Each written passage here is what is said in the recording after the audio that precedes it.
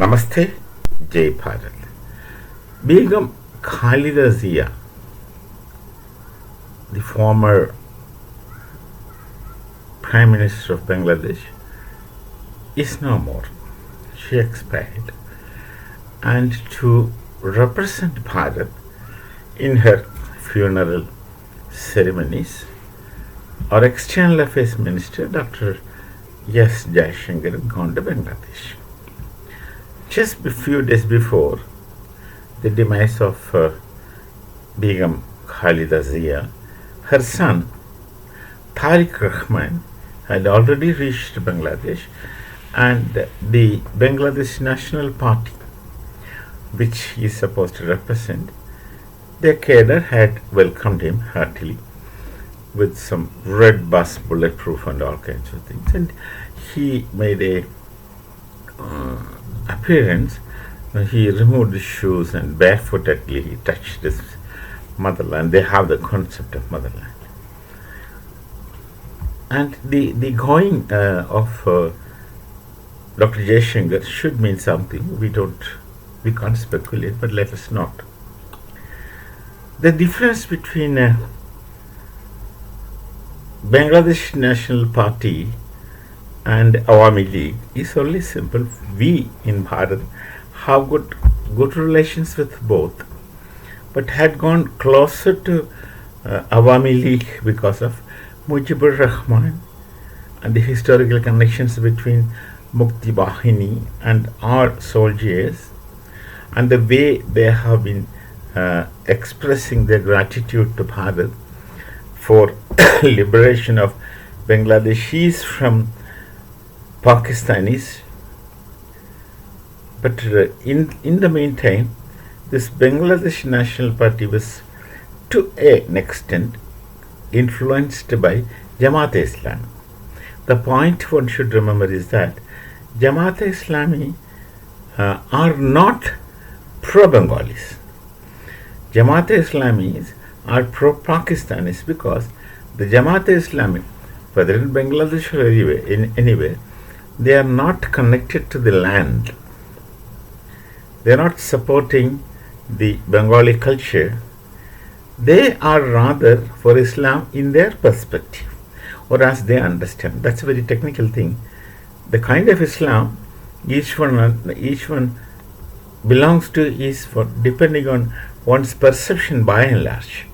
One's perception may not be uniquely individual, but one's perception may be a perception of a collective, perception of a small group, sometimes small group, sometimes larger group, whatever it is. This is one thing that we universally see among them. That's how there are contradictions and conflicts among same people. So previously, when Jamaat-e-Islami had definite influence in BNP, they were trying to influence BNP for their interest, but BNP by and large is for Bangla concept, Bangla culture. That could reshape. We see of late the grip of Jamaat-e-Islami on BNP is getting reduced, coming less. And Awami League, of course, had been in support of Bharat, and they remembered the past, they remembered their history, so that relation goes on that way. That's why Sheikh Hasina is still in Bharat. We can't forget our yesterdays, we can't forget our roots, and we don't. We remember both good and evil. Evil to correct ourselves, and good, of course, to continue being that good. So there could be something positive in Bangladesh for Bharat. Right now, Bangladesh is under the grip of these non-Bengali pro-Jamaat-e-Islami people. I call them non-Bengali because non-Bengali culturally.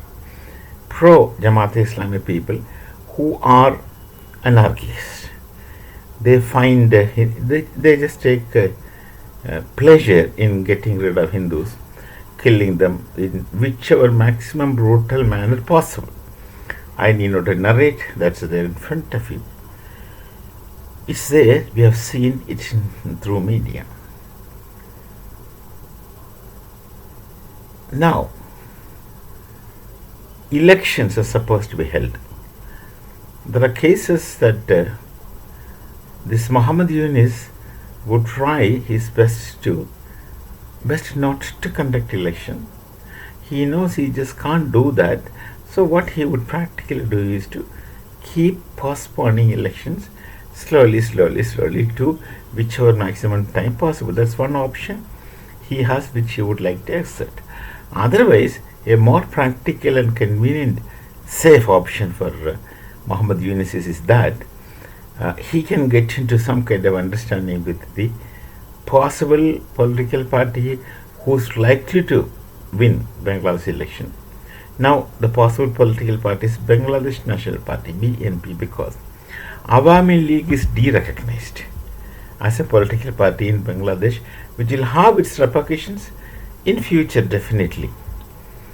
So, given the situation now, the Radical Islam, Jamaat-e-Islami, they were under the impression that they could get majority to rule and further their interests. But then now they also seem to understand, in spite of their understanding with different groups, they might not be very successful. So the possibility is that BNP might win the elections without Awami League, of course.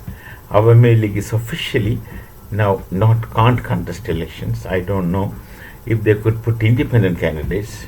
That's a different story. And then